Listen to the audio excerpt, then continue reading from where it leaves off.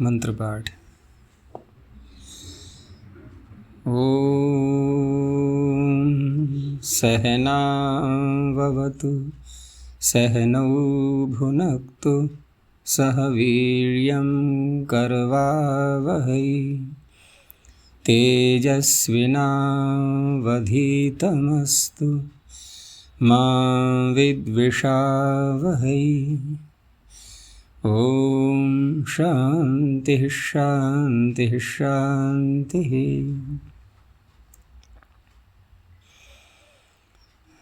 काशिका की 209वीं कक्षा, छठे अध्याय के प्रथम पाद में 35 सूत्र हो चुके थे। पूछना है कुछ? पृष्ठ संख्या 488।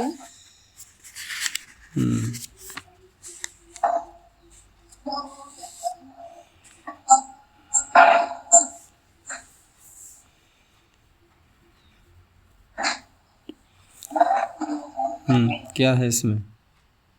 तो अणुकृतम स्थानिवत इसको ज्ञापन करना, ये ओह बोयन जबर से किए थे। तो इसमें अपीपवत, तो इसमें सन परे है नहीं, तो जो संवर लघु नहीं चंग परे लघु, इससे संवत भाव करके हम ओ पोयन जपरे लगा रहे हैं। ओह पोयण जपरे का क्या अर्थ है? उवर्णांत अभ्यास। इवर्णांत हाँ, उवर्णांत अभ्यास को लिया उसने। तो इसमें जब निर्वचन करते समय अभ्यास में पव अपीपवत, यहाँ पव प आता है, तो संयतः से हो जाता है। देखो, अपरे पुयण जी, अपरे तो हो गया विशेषण पुयण जी का। ठीक है ना। और यानी कि अवर्ण परक पवर्ग होना चाहिए, यण होना चाहिए और जकार होना चाहिए। तो ये तो सारी बातें कही जा रही हैं किसके लिए? जो उवर्णांत अभ्यास है। तो उस उवर्णांत अभ्यास को इकारादेश होता है सन परे रहते। बात यहाँ की नहीं हो रही है कि यहाँ सन परे है कि नहीं है, जहाँ ये दिखा रहे हैं अभी। तो सन परे रहते, और उदाहरण क्या बनाएंगे उसका? हम पीपविशते, उसका उदाहरण देखना है हमें। तो उसका उदाहरण हम सन्नंत का बनाएंगे पीपविशते। तो पीपविशते में जो प्रारंभ की स्थिति है वो क्या दिखाई दे रही है कि पू धातु से पहले कौन सा प्रत्यय लेकर के आएंगे प्रारंभ में? नहीं, यहाँ बात हो रही थी णौ कृतम स्थानिवत भवति। पीपविशते में पहले अणिच को लेकर के आएंगे, ठीक है ना। और हमने बना लिया पावी, वृद्धि और आवादेश कर लिया, तो पावी बना लिया। अब पावी और आगे सन है, और सन को भी डागम यहाँ पर, लेकिन इसका लोप नहीं, सन को तो डागम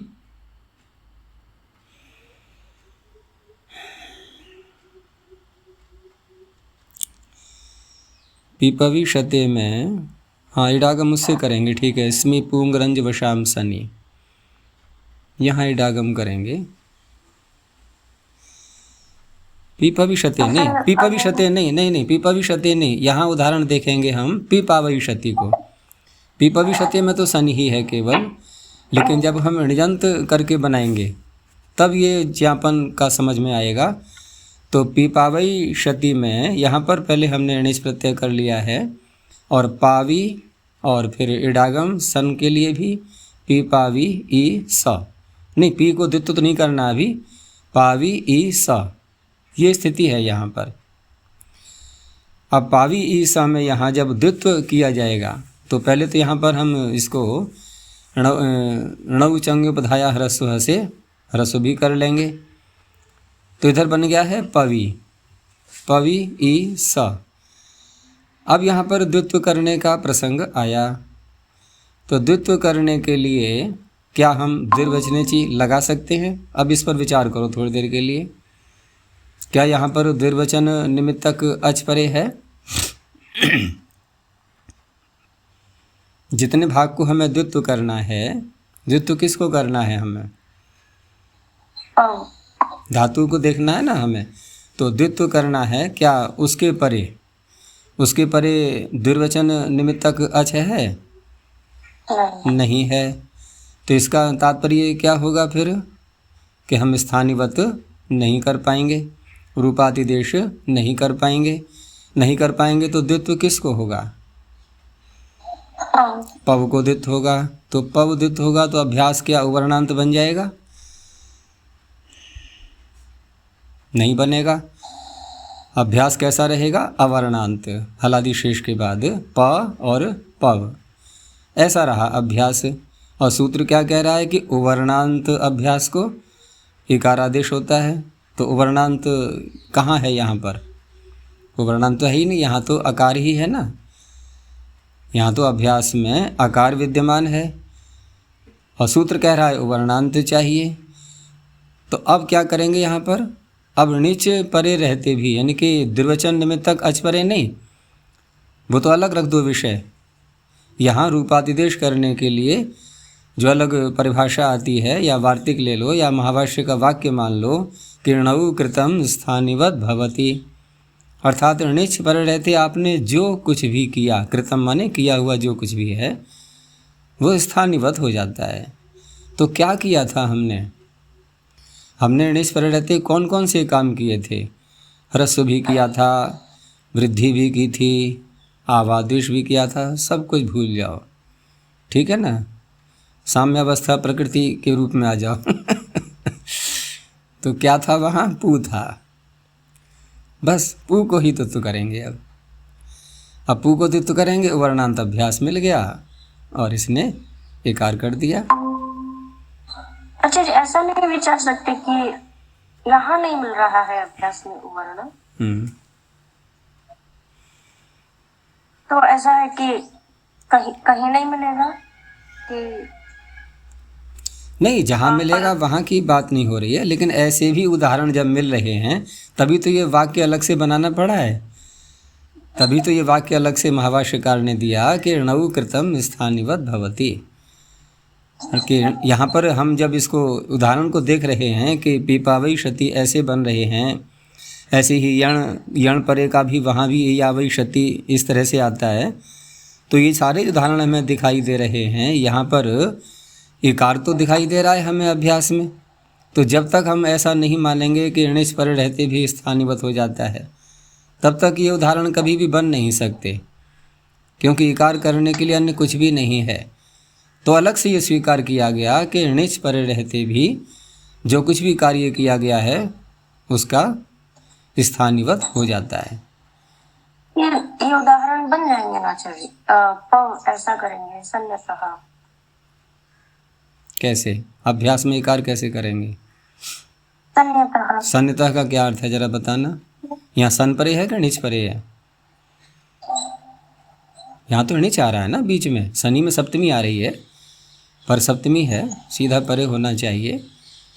वही तो बात हो रही थी यहाँ पर कि सन परे होना चाहिए।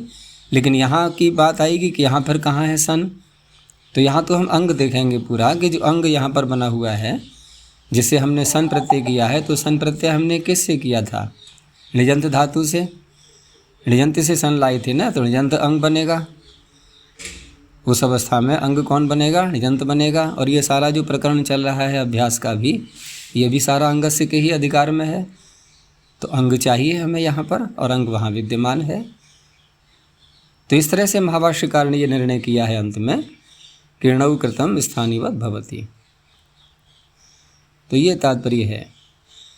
और इसीलिए यहाँ पर इन्होंने जो दिया था काशिकाकार ने कि ओह प्रेण जपरे वचनम ज्ञापकम णौ कृत स्थानीवत् भावस्य, उसी वाक्य की ओर संकेत कर रहे हैं।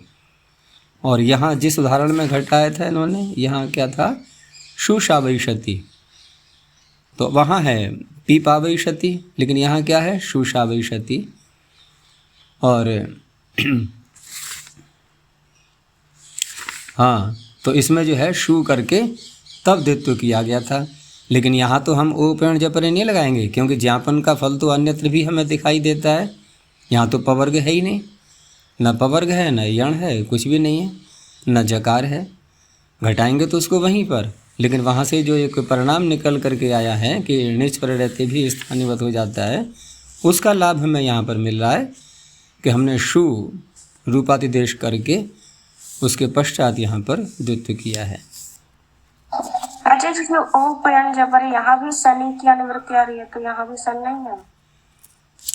शनि की अनुवृत्ति तो आ ही रही है, सन पर रहते तो करेगा ही है, सन पर रहते तो करेगा ही, लेकिन सन प्रत्यय हमने मूल धातु से किया है या कि सनाद्यंता धातु से धातु संज्ञा करने के बाद किया है। बात ये हो रही है, अगर मूल धातु से करेंगे तब तो ये बात ही नहीं हो रही है यहाँ पर, लेकिन सन प्रत्यय जहाँ जहाँ भी उपलब्ध हो रहा है हमें, तो वहाँ हम जो सनाद्यंत होने के कारण से जब हमने सन उसका ऋयंत होने के कारण से जहाँ सन किया है, वहाँ पर ये परिणाम निकल करके आएगा, और वहाँ तो सीधा कर ही लेंगे। पीपवी शते में तो कोई आपत्ति नहीं दिखाई दे रही है।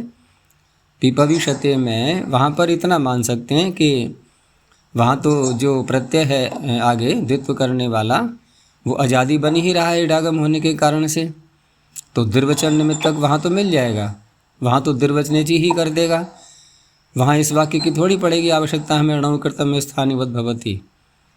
पीपवी शते में कह रहा हूँ मैं, पीपवी शते बनाएंगे जिस काल में, क्योंकि गुण और अवादेश तो वहाँ भी कर लेंगे पहले। वहाँ भी तो स्थिति पविष्य ऐसा बन चुका है ना, पविष्य को द्वित्व करना है हमें, तो वहाँ तो सीधा द्विर्वचनेची ही रूपातिदेश कर देगा। पीपविशते में पविष्य इस स्थिति में रूपातिदेश हो जाएगा नहीं द्विर्वचनेची से, लेकिन पीपाविशति में नहीं कर पाएगा वो, क्योंकि वहाँ पर सीधा द्विर्वचन निमित्तक अच नहीं मिल रहा है, वहाँ पर णिच बीच में फंसा हुआ है। तो फिर णिच के लिए अलग से नियम बनाया गया कि णौकृतम स्थानीवत भवति, क्योंकि हमें ऐसे प्रयोग उपलब्ध हो रहे हैं पीपाविशति आदि, उसके लिए है वो वाक्य।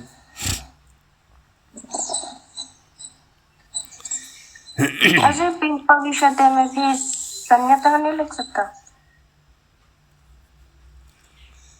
सन्यतः कैसे लगाएंगे हम?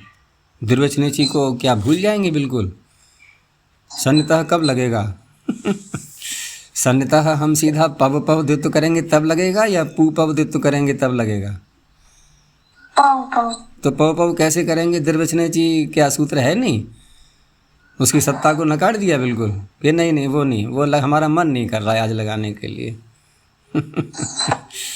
ऐसे थोड़ी होता है, वो तो है तो लगेगा ही, परिभाषा है वो तो, नहीं तो ये सूत्र बनाने की आवश्यकता ही क्या है? फिर तो यहाँ सर्वत्र जातियाँ जो दी गई हैं उदाहरण के रूप में, वहाँ गुण अवादेश या आवादेश सब हो ही चुके हैं सर्वत्र, तो सीधा हम उसी को द्वित्व करेंगे और सन्यतः लगाते जाएंगे सर्वत्र, लेकिन ऐसा नहीं हो सकता। और अच्छा जी, अगला सूत्र जो है अभ्यास प्रत्युच्चार, इसमें जो ये अधिकरण दिखाए थे यहाँ पे षष्ठी में, तो अभ्यस्त निमित्तक प्रत्यय का जो हुएती, यहाँ वही अधिकरण है, और सामान्य अधिकरण यदि होता तो अभ्यस्त जो हुआ ऐसा अर्थ करने लगते। सही है ना? देखो, पहले ये समझना होता है हमें कि कौन विशेषण है और कौन विशेष्य है। जैसे यहाँ पर कहा इन्होंने अभ्यस्तस्य, तो अभ्यस्त तो यहाँ कुछ भी नहीं है देखा जाए तो, अभी तो द्वित्व हुआ ही नहीं है, तो वहाँ पर फिर क्या माना गया कि अभ्यस्त का कारण ऐसा हुआ धातु जो कि द्विर्वचन से पहले विद्यमान है, क्योंकि द्विर्वचन तो अभी हुआ ही नहीं है, परंतु द्वित्व होने के बाद अभ्यस्त बन सकती है। ये जब भी नाम अभ्यस्त होगा तो होगा उसमें कारण तो हुआ धातु ही बनेगी, द्वित्व इसी को करना होगा हमें, कारण का तात्पर्य यहाँ पर कि यहाँ ऐसा नहीं है कि किसी और को द्वित्व करवाने में ये निमित्त बन रही है, बल्कि स्वयं ही द्वित्व होकर के इसका नाम अभ्यस्त होगा। इस तरह से ये कारण माना जा रहा है। एक होता है कारण कि दूसरे की सहायता कर दी और उसमें कारण बन गया, वो किसी और को द्वित्व करवा दिया, लेकिन यहाँ तो स्वयं ही ये परिवर्तित होगी, द्वित्व होकर के परिवर्तन इसी में तो होना है सारा। तो ये अभ्यस्त की निमित्त है, ठीक है ना, ये अभ्यस्त से निकला। लेकिन वह में हम जब संप्रसारण करेंगे तो वह में संप्रसारण वकार को ही तो करना है हमें पूरी हवा धातु को तो करना नहीं है। अलोन्त्यस भी नहीं लगा सकते क्योंकि आकार अंत में आ रहा है। तो वहाँ पर वह का अवयव, वह में षष्ठी कौन सी मानी गई? अवयव षष्ठी। समझ में आया? वह में षष्ठी कौन सी है? यानी हवा धातु का जो अवयव वो कौन सा है? वकार। उसको संप्रसारण करना है। तो जब वह की षष्ठी अवयव षष्ठी बन रही है तो उस अवस्था में यदि हम अभ्यस्त का विशेषण, अभ्यस्त को विशेषण बना दें वह धातु का, कि अभ्यस्त निमित्तक, अभ्यस्त का कारण जो हुआ धातु, तो हुआ धातु अभ्यस्त का कारण तो है, लेकिन हुआ में षष्ठी आ रही है और अभ्यस्त में जो षष्ठी आ रही है, इन दोनों का अधिकरण एक नहीं है। वहाँ का अधिकरण क्या बन रहा है? वहाँ का अवयव, क्योंकि वहाँ पर अवयव षष्ठी हो गई। वहाँ का अर्थ वह धातु नहीं है, वहाँ का अर्थ क्या हो गया? वह धातु का वकार। लेकिन अभ्यस्त का अर्थ वकार तो नहीं है, अभ्यस्त का अर्थ है हुआ धातु।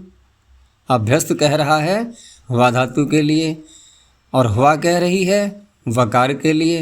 ये अंतर दिखाई दे रहा है नहीं?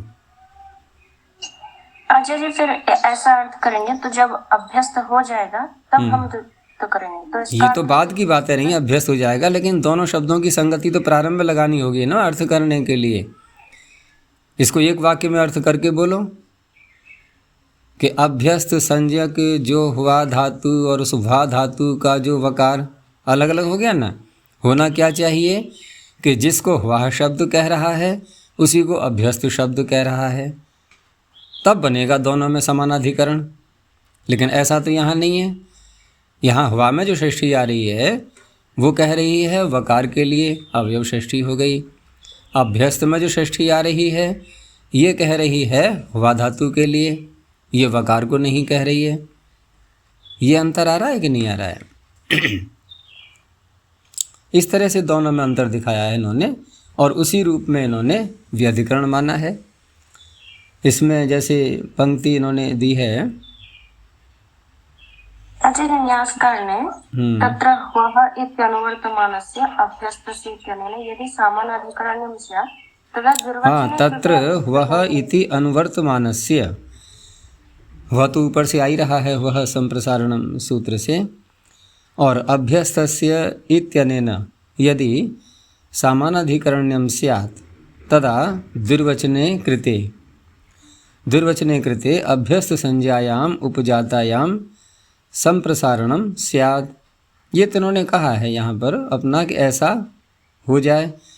एवं च न संप्रसारणम इति अभ्यासस्य संप्रसारणम न स्यात्। यदि मान लें समानाधिकरण, तब की बात हो रही थी, और ऐसा मानने से अनिष्ट हो रहा है, इसलिए फिर इसको व्यधिकरण माना गया है। एवं च न संप्रसारणम इति अभ्यासस्य संप्रसारणम न स्यात् यद्यपि परेण हरूपेण व्यवधानेन तथापि समानांग ग्रहणात् तस्य व्यवधाने अपि प्राप्नोति एव अत्र प्रतिषेधः। यथा यूना, तो यूना जो बनाया ना इसमें तृतीया का एक वचन युवन शब्द का, इति इमं पक्षे समानाधिकरण्ये दोषम पश्यन् आह। यानी कि ऐसा यदि यहाँ पर मानेंगे तो वहाँ पर भी दोष आएगा। तो इन सारी बातों का निराकरण करने के लिए इन्होंने फिर इसको व्यधिकरण में स्वीकार किया। और पद्मंजरी कार को यहाँ देखते हैं हम। अच्छा, इसी में न्यास में ही जो अंतिम वाक्य है अभ्यस्तस्य यो ह्वयति इत्यादिना संबंध लक्षणां षष्ठीं ख्यापयंस्तदेव व्यधिकरणम्। हाँ, जैसे यहाँ इन्होंने कहा ना कि अभ्यस्तस्य यो ह्वयति ही, अभ्यस्त की जो ह्वयति। तो यहाँ पर अभ्यस्त की जो ह्वयति में इन्होंने अभ्यस्त में षष्ठी मान करके और संबंध षष्ठी मानते हुए हुआ को ले लिया। लेकिन हुआ की षष्ठी तो ऐसा नहीं कह रही है ना। हुआ के लिए हुआ की षष्ठी जो आ रही है वो अवयव षष्ठी में जा रही है। तो षष्ठीम ख्यापयन तदेव वैयधिकरण्यम दर्शयति, तभी तो यहाँ पर वैयधिकरण्य बनेगा। और तेना किम सिद्धम भवति, तो उसके आगे जो पंक्ति दी है काशिकाकार का इन्होंने उदाहरण दिया है तेना इत्यादि। तो तेन में यहाँ क्या दिया था, तेना अभ्यस्त कारणस्य वयतेः प्रागेव द्विर्वचनात् संप्रसारणम भवति। द्विर्वचन से पूर्व ही, क्योंकि द्विर्वचन करने के बाद तो अभ्यस्त बनना है उसको, अभी अभ्यस्त नहीं है।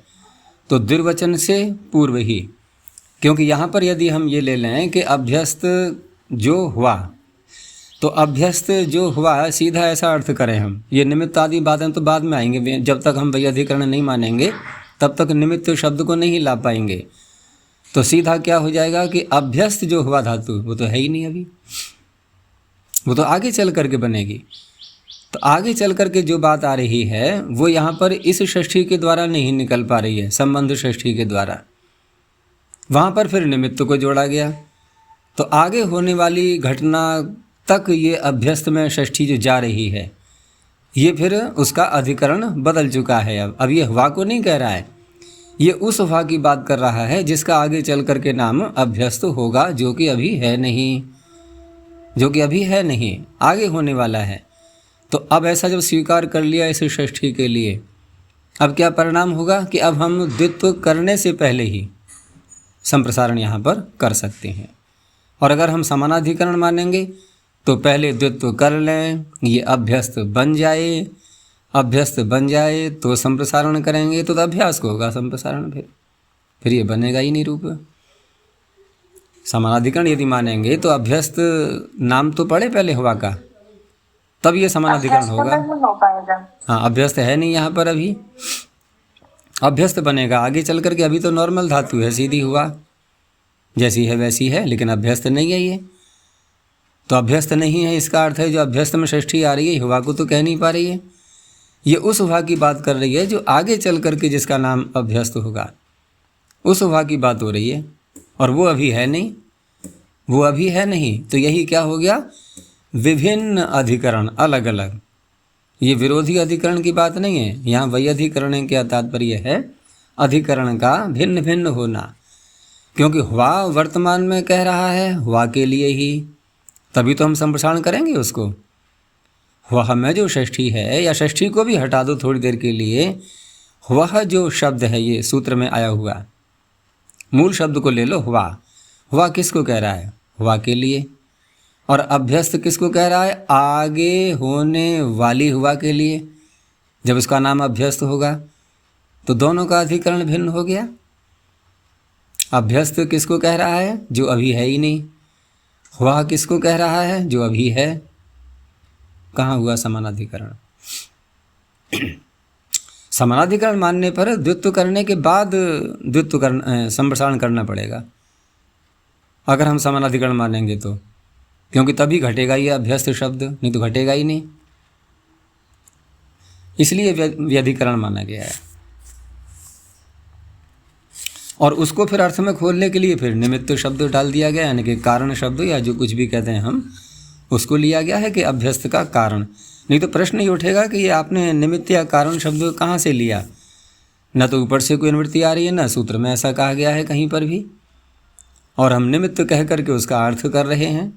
तो वो तो संभव तभी हो पाएगा जबकि हम समानाधिकरण से हट करके व्यधिकरण, अलग अलग अधिकरणों को मानेंगे, तब।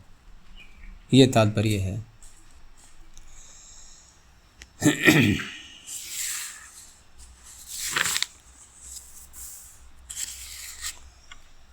चलो आगे चलें। तो अगला जो सूत्र आ रहा है निपातनों का है ये सूत्र, और इसमें जो शब्द पढ़े हुए हैं सारे, उनमें क्या क्या कार्य निपातन से होने हैं वो स्वयं वृत्ति में सारे बता भी दिए हैं। तो अपस्पर्धेथाम आंद्रिचुः आंद्रिहुः चिच्युषे तित्याज श्राताः श्रितम आशीर आशीर्ताः।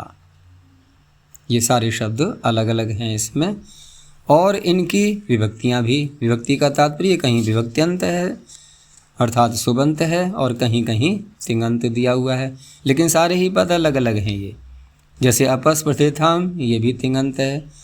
आगे आंद्रिचुः आंद्रिहुः चिच्युषे तित्याज, ये सारे तिङंत हो गए।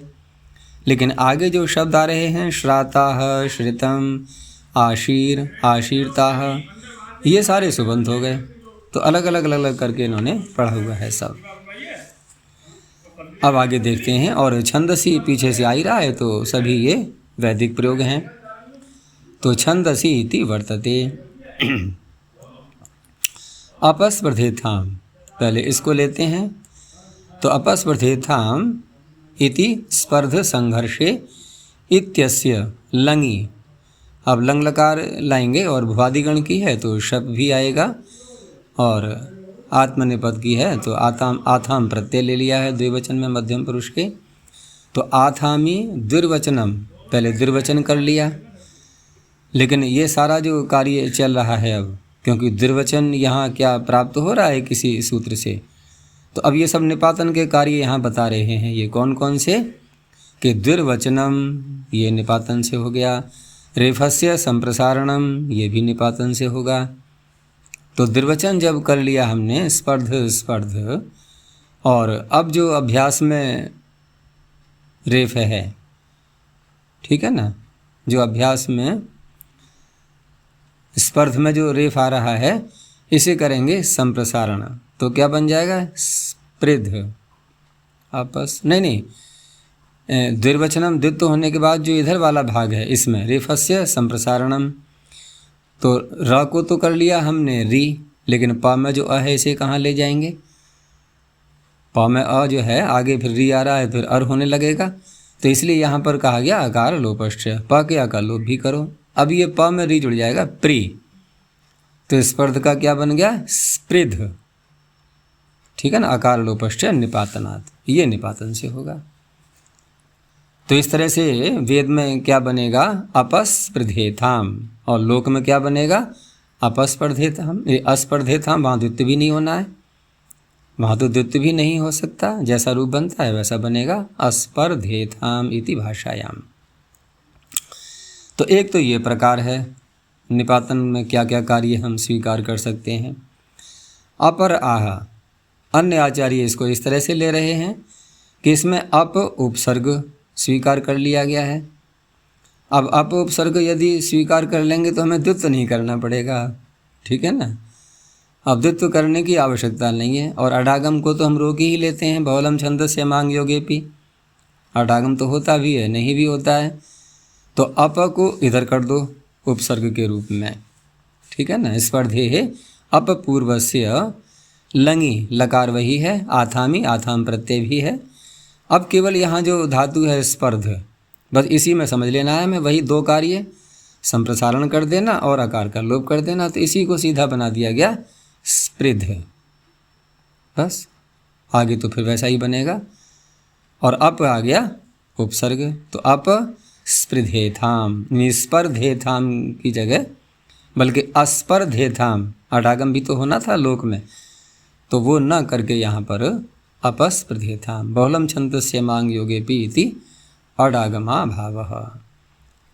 अत्र प्रत्युदाहरणम, अब यहाँ जब बनाएंगे हम लौकिक उदाहरण जो कि छंद से भिन्न है, इसीलिए कहा गया प्रत्युदाहरण, तो वहाँ अप उपसर्ग लगा करके ही तो बोलना होगा, और अडागम भी होगा वहाँ, तो वहाँ क्या बन जाएगा अपास्पर्धेथाम इति भाषायाम। आगे आंद्रिचुः आंद्रिहुः, ये दोनों में प्रक्रिया एक जैसी रहेगी, धातु भिन्न भिन्न है।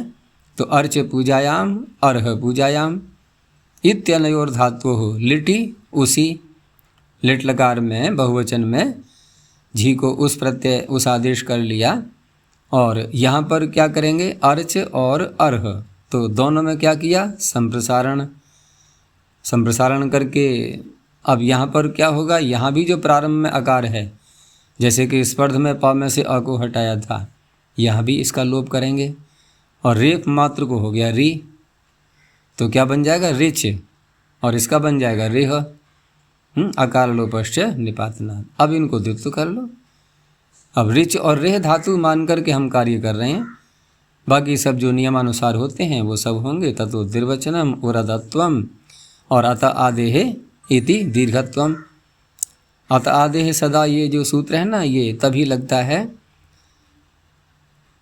नहीं अत आदेह तो ठीक है, इसके आगे वाला सूत्र तस्मात् नुद्विहला, इसको जो लगाते हैं ये तभी लगता है जब अत आदेह लग चुका होता है, क्योंकि तस्मात् जो शब्द है इससे आकार, अभ्यास में जो आकार किया गया है दीर्घ, उसी को लेता है ये। तो द्विर्वचनम उरदत्वम अत आदेह इति दीर्घत्वम तस्मात् नुद्विहलः इति नुड आगमः। तो बन गया आंद्रिचुः और आंद्रिहुः।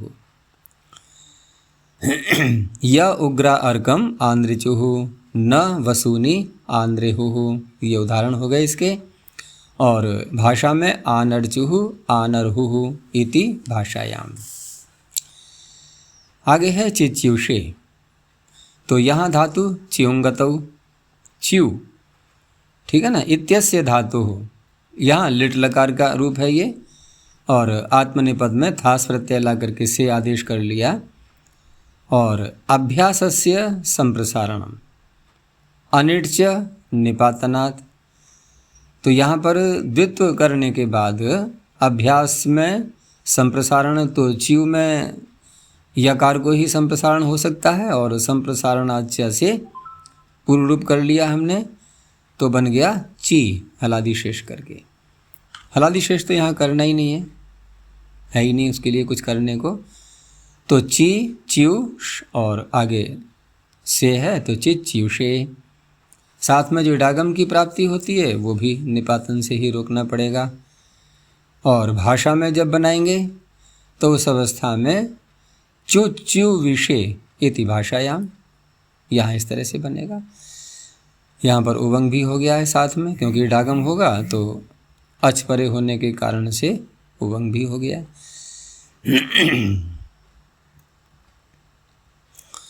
आगे है त्यज हानव, तित्याज बनाने के लिए। तो इत्यस्य धातुर, ये भी लिट लकार का ही है, तो लिट में द्वित्व करने के बाद त्यज त्यज।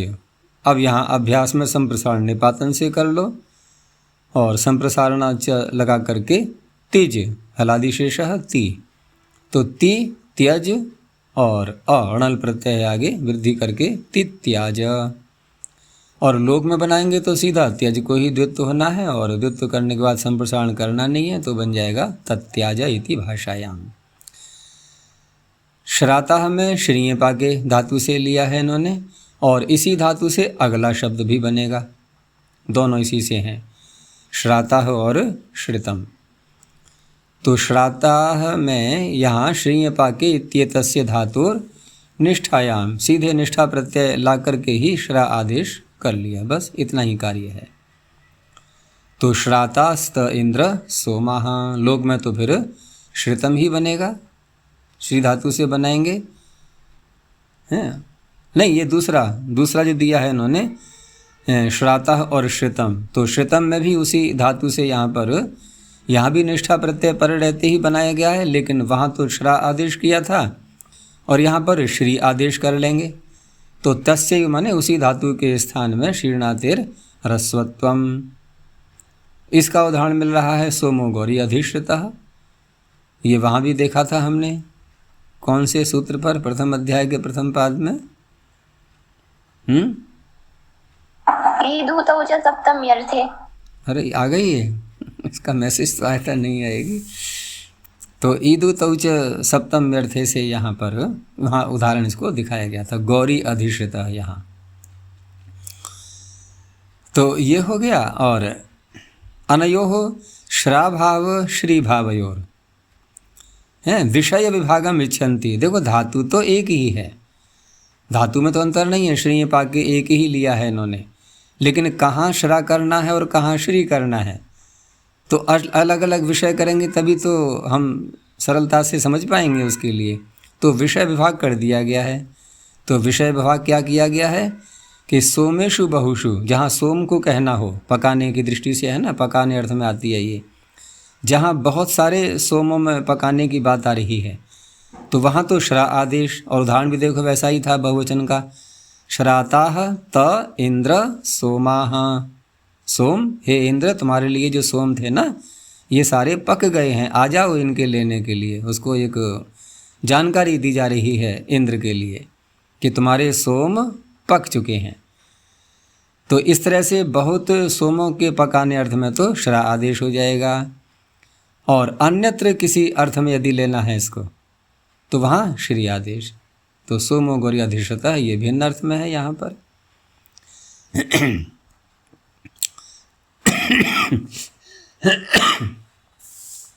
आगे कहा सोमाद अन्यत्र क्वचिद एकस्मिन्नपि श्राभावो दृश्यते। अब विषय विभाग तो कर दिया है, लेकिन एक स्थल इनको ऐसा दिखाई दिया कि जहाँ सोम से अन्यत्र भी है तो पकाना ही अर्थ, लेकिन एक वचन में भी श्रा आदेश उपलब्ध हो रहा है। वो कहाँ है? यदि श्रातो जुहोतन, तो यहाँ श्राता हमें एक वचन दिया हुआ है। तो तस्य श्राता इति बहुवचनस्य अविवक्षितत्वात् उपसंग्रहो द्रष्टव्यः। तो यहाँ इसको सिद्ध करने के लिए पकाना तो अर्थ है ही यहाँ पर, लेकिन बहुवचन की अविवक्षा के कारण से इसका भी उपसंग्रह समझ लेना चाहिए। और लोक में तो कोई बात ही नहीं, वहाँ तो श्रितम शब्द ही बनेगा निष्ठा में। नहीं, श्रितम क्यों, वहाँ बनेगा श्राण, श्राण बनेगा।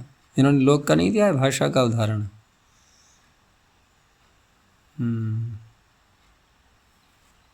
और इसमें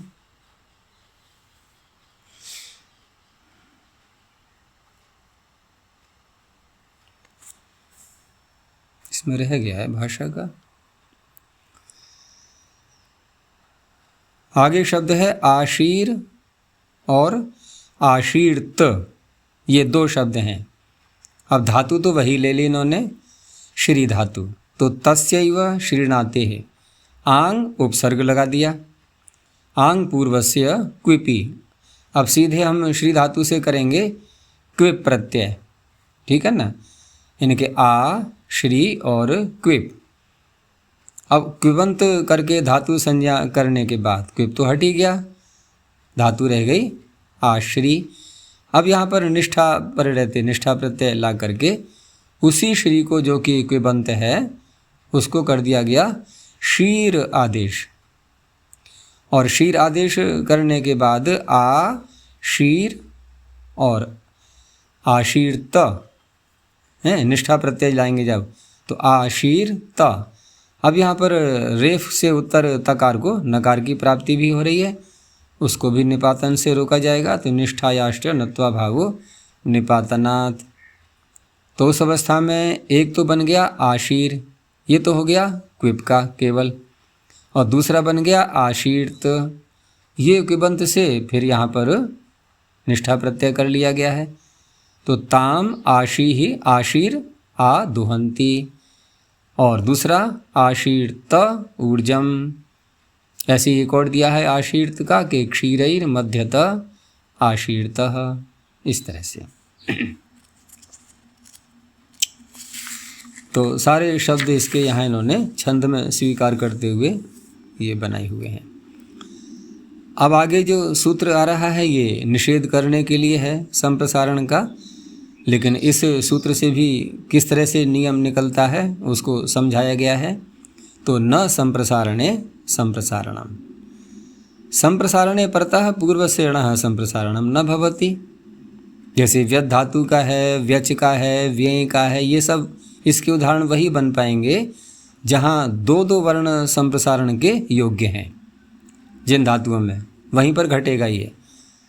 तो व्यध में जब प्रसंग आया संप्रसारण करने का तो उस अवस्था में हम किसको करेंगे संप्रसारण, क्योंकि यहाँ उसको तो लगा नहीं सकते हम अलोन्त्यस्य के लिए।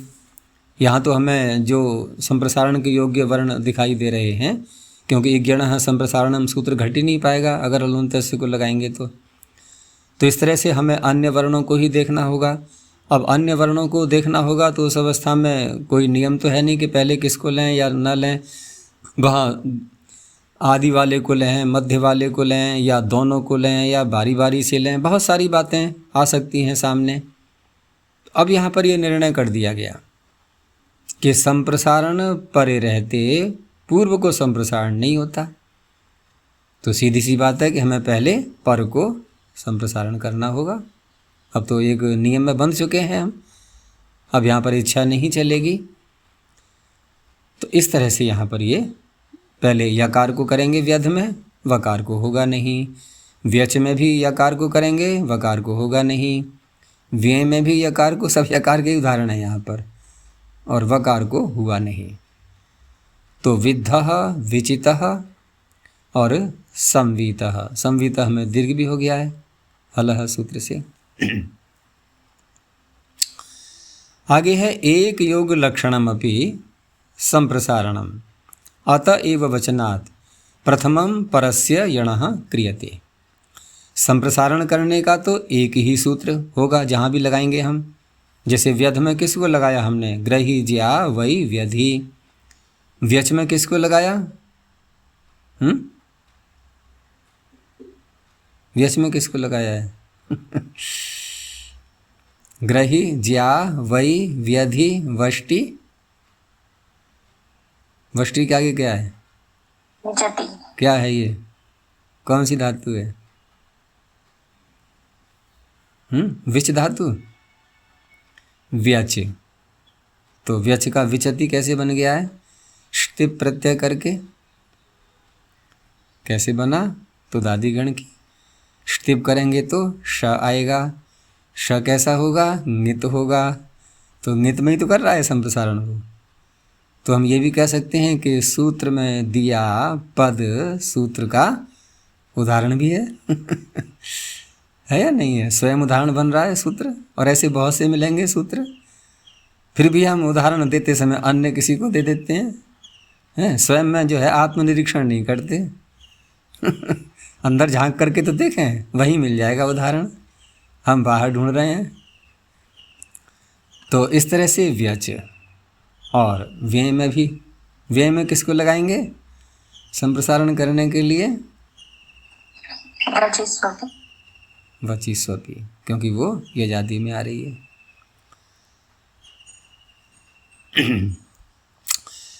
तो यहाँ पर कहा कि एक योग लक्षण, सूत्र तो एक ही लगाना है हमें कि एक योग लक्षणम अपि संप्रसारणम अत एव वचनात्। इसी सूत्र के कारण से प्रथमम परस्य यणः क्रियते, और फिर दोबारा वही सूत्र प्राप्त होता है।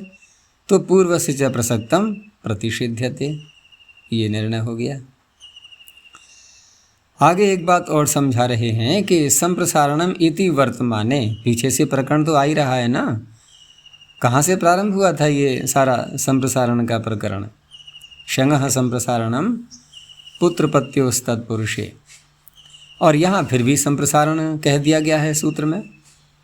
प्रथमांत जो पद आ रहा है उसकी बात हो रही है। तो संप्रसारणम इति च वर्तमाने पुनः संप्रसारण ग्रहणम विदेशस्थस्यापि।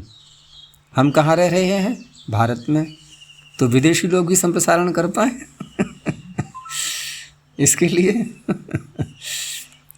तो यहाँ विदेश का तात्पर्य कि हम प्राय करके जब भी कोई आदेश करते हैं तो अलंत्यस्य को लगाते हैं, लेकिन वो तो यहाँ लग नहीं पाएगा, तो फिर अब दूसरे देश में जाना होगा। तो वहाँ भिन्न स्थानों में हम जब देख रहे हैं तो वहाँ पर तो यकार वकार ये सब विदेशस्थ ही हैं। तो किसको करना है ये प्रश्न उठेगा। तो विदेशस्थस्यापि संप्रसारणस्य प्रतिषेधो यथा स्यात्। ठीक है ना, पहले पर को कर लिया, और पर को करने के बाद जो अन्य स्थित है यकार वकार आदि उनको प्राप्त हो रहा है, उसका निषेध हो गया। आगे जो सूत्र दिया है इन्होंने, श्व युव मघु नाम अतद्धिते। इसमें जो विचार के योग्य शब्द है ये है युवन, क्योंकि यहाँ भी दो वर्ण हमें दिखाई दे रहे हैं जो संप्रसारण के योग्य हैं। यकार भी दिखाई दे रहा है और वकार भी दिखाई दे रहा है। तो यहाँ पर भी यही बात लग जाएगी कि युवन के आगे जब शस ले आएँ या ngसी ले आएँ या ngस ले आएँ, 3 स्थल है ना ऐसे जहाँ यूनः बनेगा, और तृतीया में भी यूना ऐसा बनेगा, तो भ संज्ञा तो हो ही जाएगी, भस्य के अधिकार में ही सूत्र है ये। तो यहाँ भी संप्रसारण करते समय अब किसको करेंगे, पहले वकार को, फिर यकार को होगा नहीं। और वकार को जब कर लिया तो ऊ हो गया, और इधर भी ऊ आ रहा है एक और, इनका सवर्ण दीर्घ हो जाएगा। तो यूनः यूना।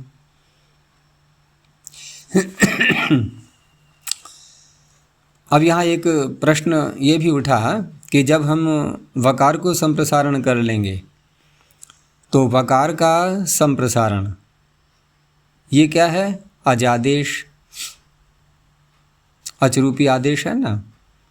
संप्रसारण जो किया है हमने ऊ लेकर के आए थे, तो यहाँ पर जब पूर्व विधि करेंगे हम कौन सी करेंगे, पूर्व विधि कौन सी करेंगे, एकादेश सवर्ण दीर्घ।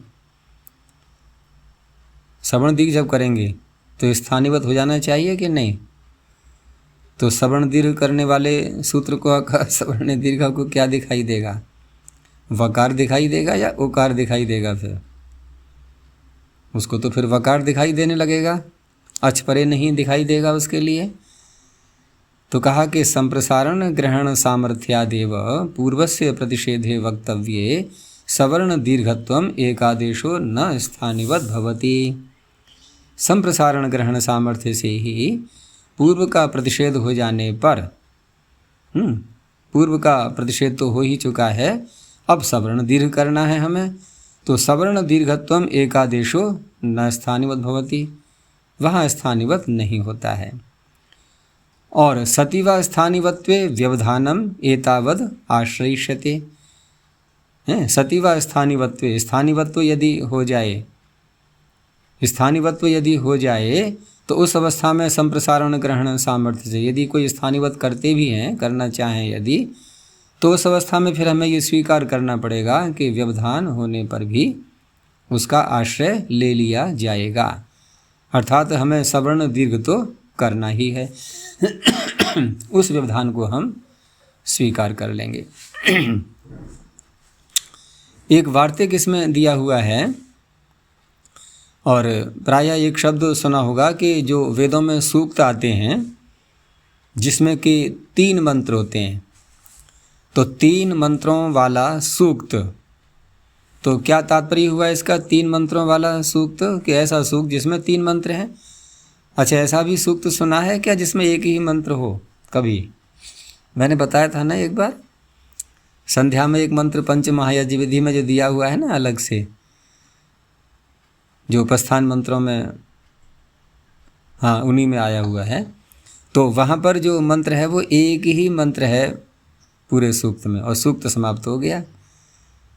और ये ऋग्वेद में ही है ऐसा, एक ही सूक्त का एक मंत्र, बस एक ही है और कोई नहीं है। लेकिन 3-3 वाले तो बहुत मिल जाएंगे, तो वहाँ पर त्रिच बोलते हैं उसके लिए, जबकि त्रि और ऋच इनका हमें समास करना है, तो उसी का वार्तिक है ये।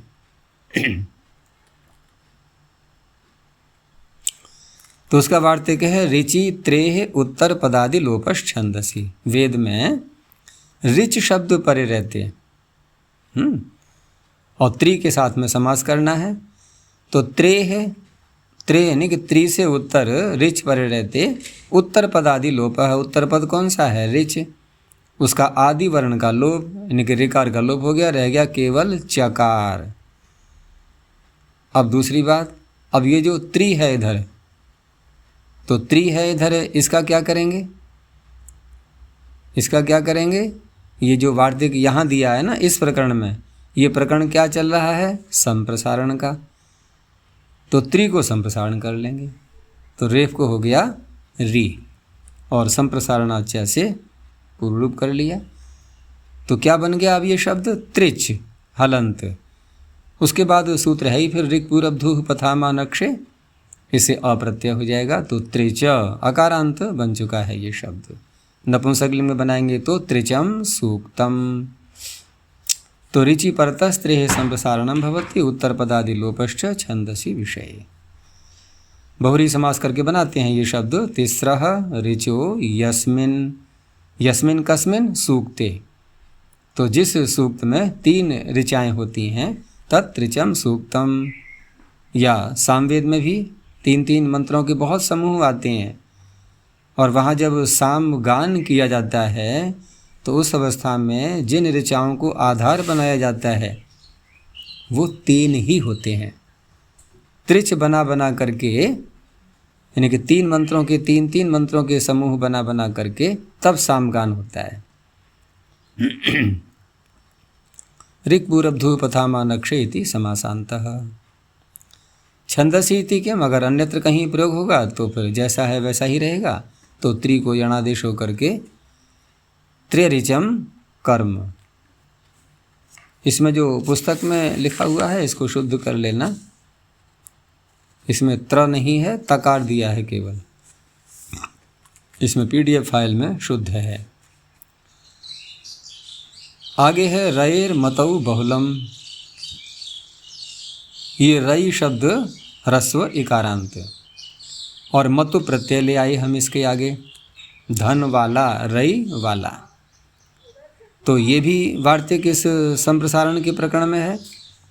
तो कहने का तात्पर्य मतु प्रत्यय पर रहते रई शब्द को बहुल करके संप्रसारण हो जाता है। तो रई शब्द से छंदसी विषय मतु परतो बहुलम संप्रसारणम भवति। अब रई में संप्रसारण किसको करेंगे? यकार को, और यकार को संप्रसारण, संप्रसारणाच से पूर्ण रूप हो गया। तो र के आगे क्या है अब लिखा हुआ? ई।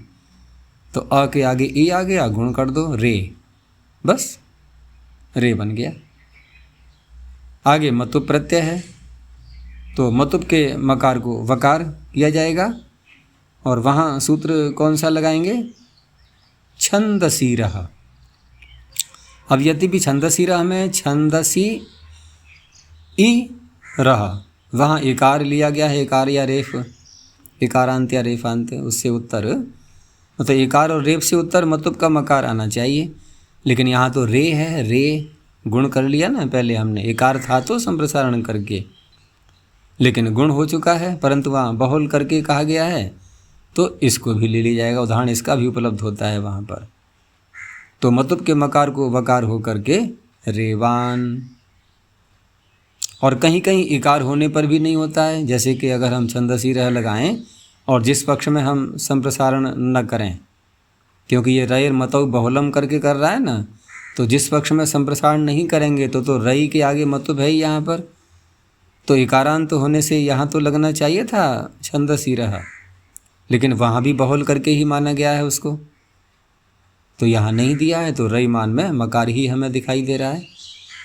तो जिस पक्ष में संप्रसारण कर लिया है उस पक्ष में तो वकार हो गया, आ रेवान एतु नो विषः। और न च भवति, जिस पक्ष में इसे संप्रसारण नहीं किया है उस पक्ष में मकार को वकार भी नहीं हुआ है, तो न च भवति रईमान पुष्टि वर्धनः, यहाँ रईमान हो गया। लोक में तो रईमान ही बनेगा, ठीक है ना, वहाँ छंदसी रह लगना ही नहीं है। आगे लिटि वयो यह, यहाँ पर वय धातु की चर्चा हो रही है अभी। और अभी जो हमने सूत्र पढ़ा था ये कह रहा है कि संप्रसारण पर रहते पूर्व को संप्रसारण होता नहीं। अब ये क्या कह रहा है कि न संप्रसारणम इत्यनुवर्तते, लिटि परतः वयः यकारस्य संप्रसारणम न भवति। प्राप्त किससे हो रहा है? पूर्व सूत्र के नियम से प्राप्त हो रहा है, पूर्व सूत्र से नहीं। संप्रसारण करने वाला ही संप्रसारण करेगा, लेकिन पूर्व सूत्र के नियम से यकार को प्राप्त हो रहा है, इसने निषेध कर दिया। अब निषेध कर दिया है तो अब क्या स्थिति बनेगी फिर? क्या न संप्रसारण संप्रसारणम ये रोक पाएगा पूर्व वाले के लिए? अब तो संप्रसारण है ही नहीं परे, तो ये रोक भी नहीं पाएगा, तो अब पूर्व को हो जाएगा। तो वय वय जब द्वित्व करेंगे तो उस अवस्था में लिट्यभ्यासस्य भैषाम से अभ्यास के वकार को उकार हो जाएगा, तो उवाय। अब द्विवचन में जब अतुस और उस लाएंगे, क्योंकि लिट्यभ्यासस्य भैषाम हम कहाँ लगाते हैं? जहाँ पर कि कित नहीं बन पाता है लिट लकार, जहाँ कित बन जाता है वहाँ तो फिर ऊपर के सूत्र हैं ही अपना अपना कार्य करने के लिए। वची स्वपी भी बैठा हुआ है, वो कित पर रहते, वो तो कर ही देगा पहले ही, द्वित्व करने से पहले ही। तो द्वित्व करने से पहले कर देगा तो वय का संप्रसारण वकार को ही करेंगे, यकार को तो करेंगे नहीं, तो क्या बन जाएगा उय। अब उय को द्वित्व कर लो तो उयतुहु उयुहु। दूसरा यहाँ पर उवतुहु उवुहु भी बनता है, यकार को वकार करना है, वो अगला सूत्र आ रहा है। तो अगला सूत्र क्योंकि विकल्प से कर रहा है तो एक पक्ष जो जिस पक्ष में वो वकार नहीं करेगा उस पक्ष का है ये उदाहरण। लेकिन इस उदाहरण को देख करके ये नहीं समझना है हमें कि उवतुहु नहीं बनता, बनता तो वो भी है, वो हमें आगे दिखाई देगा। आगे कहा इन्होंने कि यहाँ पर लिट कहने की तो आपको आवश्यकता ही नहीं थी, क्योंकि वय जो आदेश होता है वेय धातु के स्थान में वो वेयों वही सूत्र से लिट परे रहते ही तो होता है, तो बिना लिट कहीं भी लिट ही मिलता है यहाँ पर। तो इसलिए उत्तर दिया है कि लिट ग्रहणम उत्तरार्थम। ये आगे इसकी पड़ेगी हमें आवश्यकता।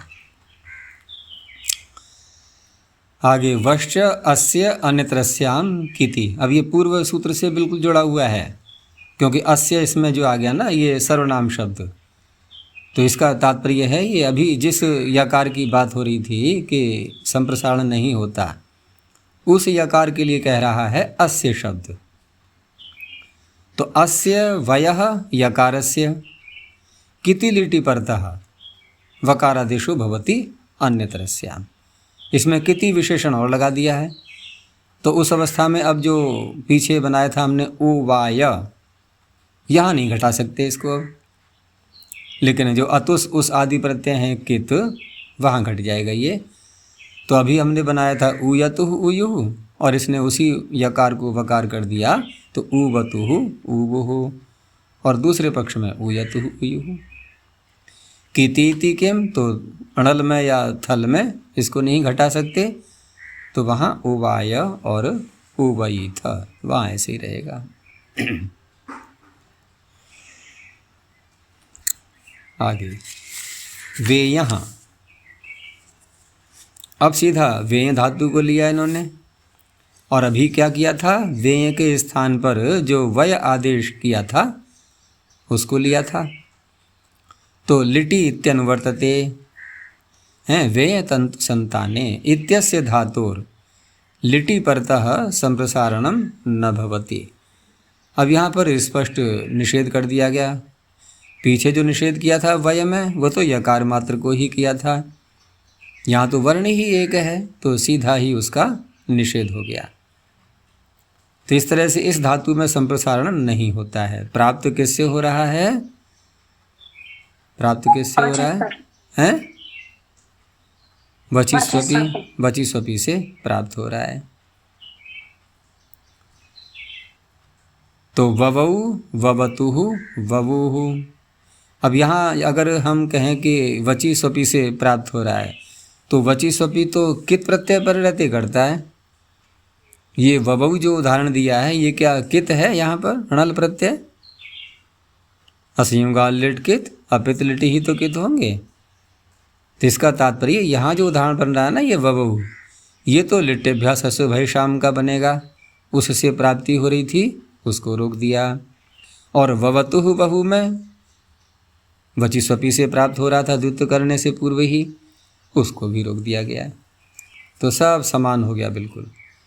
तो किति यजादित्वात् धातु प्राप्तम, धातु माने मूल अवस्था में यानी कि द्वित्व करने से पहले, और अकित्यपि लिट्यभ्यासस्य भैषामिति अभ्यासस्य, अतः यानी कि इस सूत्र से उभयम प्रतिषिध्यते, दोनों का निषेध कर दिया गया।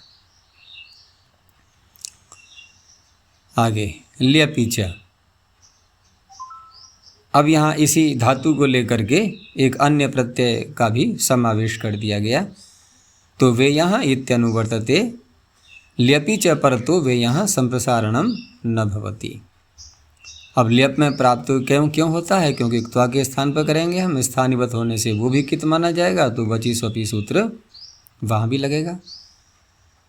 तो इस तरह से प्र उपसर्ग पूर्वक वेय धातु से क्त्वा प्रत्यय किया, समास करके ल्यप हो गया, तो प्र आदेश उपदेश स्थिति प्र वा य। अब यहाँ संप्रसारण प्राप्त हो रहा है, वची स्वपी से इसने रोक दिया, तो ऐसा ही रहेगा प्रवाय उपवाय। आगे कहा कि पिछला सूत्र था आपका वे, यहाँ ऊपर से ला रहे थे हम लिट्टी की अनुवृत्ति, तो सीधा ल्यप को वहीं बोल देते ना, ज्यों का त्यों च लगा करके कि वे यहाँ ल्यपी च। ऊपर से चकार से हम लिट को भी ले सकते थे और ल्यप प्रत्यय बढ़ जाता उसमें। फिर भी पृथककरण किया है, जो पृथक योगकरणम उत्तरार्थम, ये उत्तर के लिए है, क्योंकि उत्तर हमें लिट की अनुवृत्ति नहीं ले जानी है, वहाँ केवल हमें ल्यप चाहिए, इसलिए अलग किया गया है इसको। तो अगला सूत्र आया ज्यश्च ल्यपि इत्येव।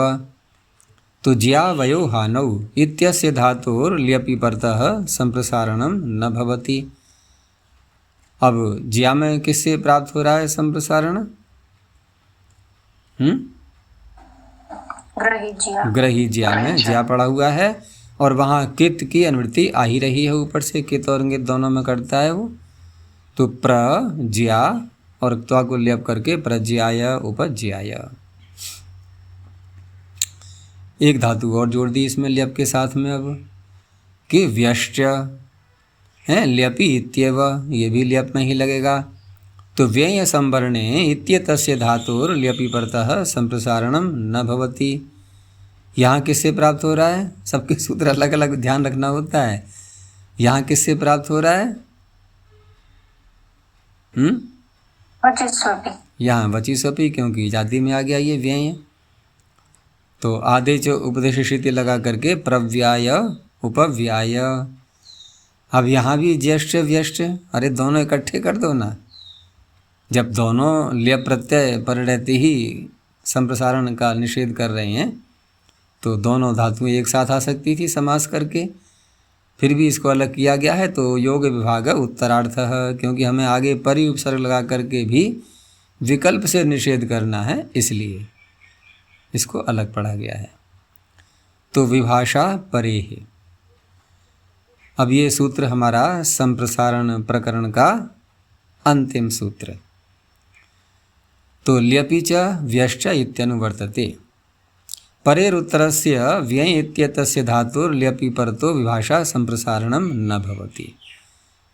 अब न भवति, विभाषा न भवति क्यों कहा गया? क्योंकि नित्य ही निषेध प्राप्त हो रहा था व्यश्च सूत्र से, लेकिन परि लगाएंगे तो दोनों प्रकार के बनेंगे।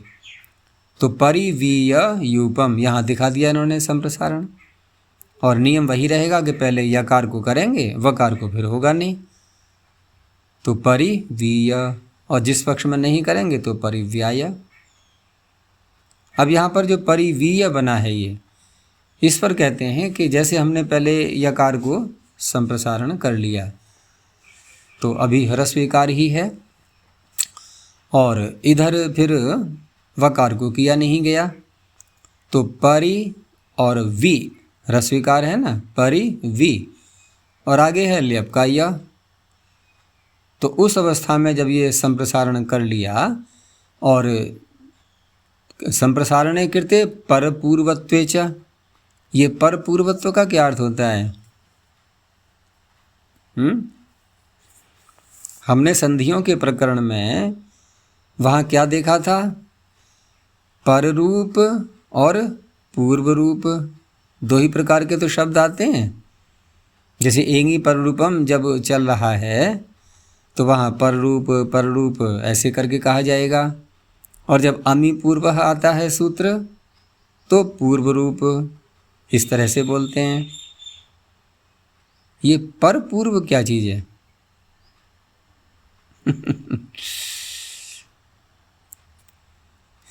देखो, पर जो वर्ण है उसका पूर्व होना, तो जोड़ा हुआ ना, पर पूर्वत्व। पर जो वर्ण है उसका पूर्व हो जाना, अर्थात पूर्व जैसा हो जाना।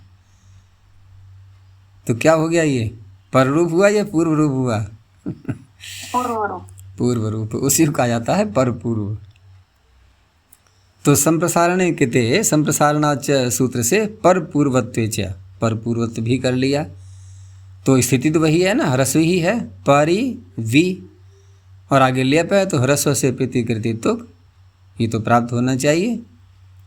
लेकिन साथ में हलह सूत्र भी लग रहा है क्योंकि वकार हल है, उससे उत्तर संप्रसारण है ये, अर्थात अंग का अवयव जो हल उससे उत्तर जो संप्रसारण का वर्ण तदंतस्य अंग से दीर्घ भवति, तो दीर्घ भी प्राप्त हो रहा है। तो दीर्घ पहले हो जाए क्योंकि वो परे आ रहा है, अभी चौथे पाद में आएगा। तो हलह इति दीर्घत्वेन परत्वाद बाध्यते, और जब दीर्घ हो गया तो ह्रस्व से प्रतिकृत्व को अवकाश ही नहीं रहा अब लगने के लिए। तो ये प्रकरण यहाँ आकर के समाप्त हो गया। आगे फिर आकार का प्रकरण चल रहा है, ये भी लंबा प्रकरण चलेगा आकार का। तो चलो इसको देखते हैं सूत्र को। आदे च उपदेशे अशिति धातो हिति वर्तते। अब कहाँ इनका ध्यान पहुँचा, पीछे काफ़ी देर हो चुकी है तो पीछे का याद दिला रहे हैं। धातो स्तन्निमित नहीं धातो लिटि धातो ऋणाभ्यासस्य, तो यहाँ से धातु शब्द को ले आएंगे, ठीक है ना। तो एजंतो यो धातु, अब यहाँ पर जो एच शब्द है एचह, तो इसमें एचह में षष्ठी है यहाँ पर, और पीछे से आ रहा है धातु, उसको भी षष्ठी में वहाँ भी षष्ठी ही है।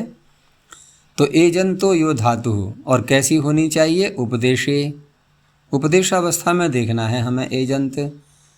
तस्य आकारादेशो भवति, उसको आकारादेश होगा। और साथ में कहा अशिति, तो अशिति में हमें बहुत ध्यान रखना होता है कि प्रसज्य है या कि पर्युदास है। तो पर्युदास जब अर्थ होता है ना, तो उस अवस्था में जो वाक्य बनता है वहाँ सीधा नए समास करके अर्थ करते हैं। जैसे अशिति अर्थात शिद भिन्ने, ठीक है ना, वहाँ शिद भिन्ने प्रत्यय ऐसे कहा जाएगा। और जहाँ प्रसज्य होता है वहाँ वाक्य में एक अलग से न लगा करके उसको स्पष्ट करना पड़ता है कि शिति तु प्रत्यय न भवति। जैसे हमने पहले कहा कि शिद भिन्ने प्रत्यय भवति, और दूसरा कहा हमने शिति प्रत्यय तु न भवति, तो कुछ अंतर दिखाई दे रहा है, दोनों में नहीं दिखाई दे रहा है। कि अशिद शिद भिन्ने प्रत्यय, तो प्रत्यय आगे आना चाहिए, शिद भिन्न होना चाहिए, तद भिन्न तद सदृश होता ही है। और जब कहा गया कि शिति प्रत्यय न भवति, तो आकार करने के लिए तो प्रत्यय नहीं चाहिए हमें अब। हाँ, शित आ जाएगा, प्रत्यय आएगा तो प्रत्यय ही वो, तब नहीं करेगा ये। तो इतना अंतर पड़ जाता है ये प्रसज्य में और पर्युदास में। और शब्दों के अर्थों को देखें हम तो ये भी सार्थक हैं दोनों शब्द। पर्युदास, उसके प्रति उदास रहना, ठीक है ना, उसको अधिक ध्यान नहीं देना, बस हाँ उससे भिन्न तो देखना है हमें, उससे भिन्न देखना है। लेकिन जब शीत आ जाए तो मुख मोड़ लेना है, मुख मोड़ लेते हैं ना उदास में, किसी के प्रति उदासीन बन जाना, मुख मोड़ लेना, ध्यान हटा देना उधर से। हैं, शीत प्रत्यय आ गया, सूत्र कह रहा है भाई मुझे नहीं दिख रहा है अभी ये, मैं इधर नहीं देखूंगा, मुझे एलर्जी है इससे। लेकिन एक स्थिति ऐसी है कि ये संप्रसारण कर रहा है, ये आकार आदेश कर रहा है सामान्य रूप से, लेकिन शीत प्रत्यय आ गया, अब उसको देखेगा या उदासीन हो जाएगा? अब देखेगा ये उसको, और देख करके अब निषेध कर रहा है। तो दूसरा शब्द क्या बनता है? प्रसज्य।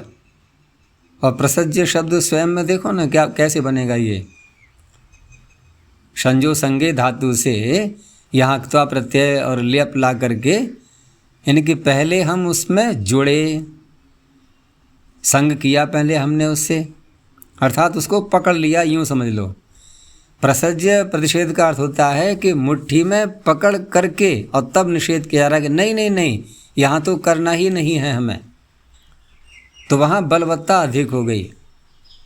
जैसे कोई हमारा शत्रु है तो एक तो यह है कि सामने हमें दिखाई दिया और हमने मुख मोड़ लिया, हम निकल गए। एक ऐसा है नहीं, उसको पकड़ा भी, पकड़ के फेंक भी दिया दूर हटा करके, हमें चैन नहीं पड़ा।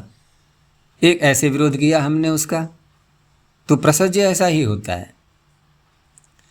लेकिन यहाँ पर अंतर क्या पड़ जाता है कि यहाँ हमें ये लाभ मिल जाता है कि हम आकार आदेश करते समय प्रत्यय की अनिवार्यता को समाप्त कर देते हैं, और प्रत्यय आने से पहले ही उपदेशावस्था में ही आकार हो जाता है। प्रत्यय नहीं लिया हमने कोई भी अभी, लेकिन संभावना देखी जाती है कि आगे कहीं हम षित् प्रत्यय तो नहीं लाने जा रहे हैं, ये पहले से पता होना चाहिए। तो इस तरह से इसका अर्थ निकलता है। तो शिति तु प्रत्यय न भवति। तो ग्लई धातु है, ग्लाता ग्लातुम ग्लातव्यम, पहले आकार कर लेंगे और उसके बाद में त्रिच तुमुन और तव्यत प्रत्यय। ऐसे ही शो धातु से निशाता निशातुम निशातव्यम। एच इति के अगर एच को हटा दें तो फिर तो जितनी भी धातुएं हैं 2000 धातुएं, ठीक है ना। और उपदेशावस्था में ही जो भी उनकी अवस्था है वहीं पर सीधा हम आकार करने लगेंगे, तो क्री में भी होने लगेगा। फिर तो क्या बनेगा, फिर क्री में करेंगे आकार तो रपर हो करके कारता, कारता हारता ये बनेंगे, फिर करता हरता नहीं बनेंगे। उपदेश इति किम, अब उपदेश यदि नहीं कहा जाएगा और एच के स्थान पर आकार होता है तो ची को गुण कर लिया हमने, एक आर आ गया, इसमें एच आ गया, तो यहाँ भी चाता बनने लगेगा, स्ताता। तो चेता स्तोता यहाँ नहीं हुआ। अशीति किम, अगर ये ऐसा प्रसज्य प्रतिषेध नहीं किया जाएगा तो ग्लई धातु से आगे शब प्रत्यय आ ही रहा है, वो षित है, तो यहाँ भी आकार होने लगेगा और आकार होकर के फिर सवर्ण दीर्घ हो जाएगा, तो ग्लाति म्लाति ऐसा बनने लगेगा। तो षित में नहीं किया गया तो ग्लायति म्लायति। अब एक प्रश्न उठाया गया, धातु क्या है, यही ग्लई और मलई, और हमने आकार करना है, ठीक है ना। सूत्र कह रहा है षित् प्रत्यय पर रहते नहीं होता, और हम त के स्थान पर क्या लेकर के आएंगे, लेटस तझयो हो एश इरेच, तो एश आदेश लाएंगे। एश आदेश षित है या नहीं है,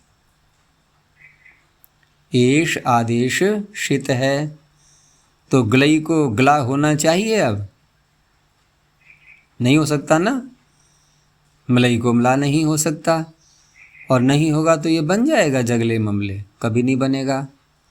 करना हमें आकार, यहाँ पर भी है, तो कैसे समाधान दिया कि देखो आप गलत समझ गए, आपने षित् प्रत्यय में समास क्या कर लिया, शकारः इद यस्य, ऐसे कर लिया आपने बहुरी समास, तो कर क्या लिया गया, करते नहीं है ऐसा जैसा करते हैं वैसा ही किया है।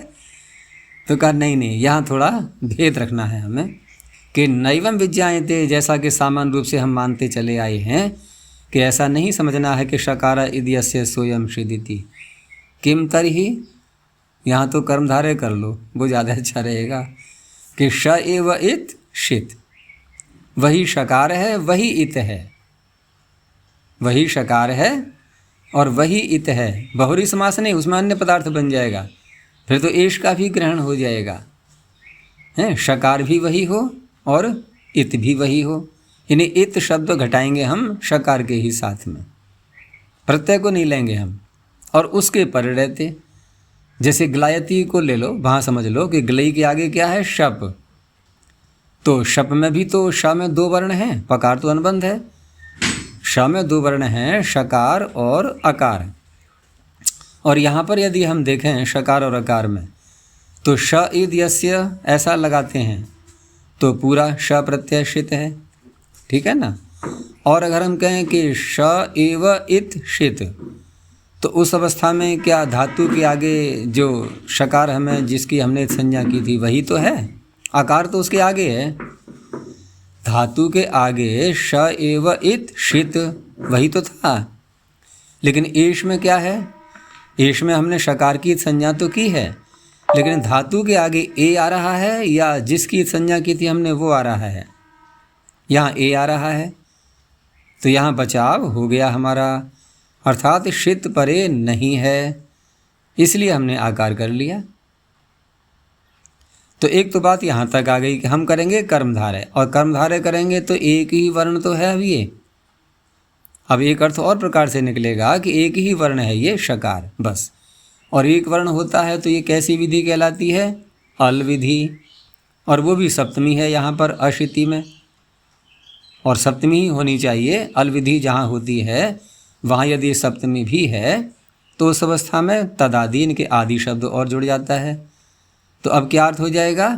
शकार आदि।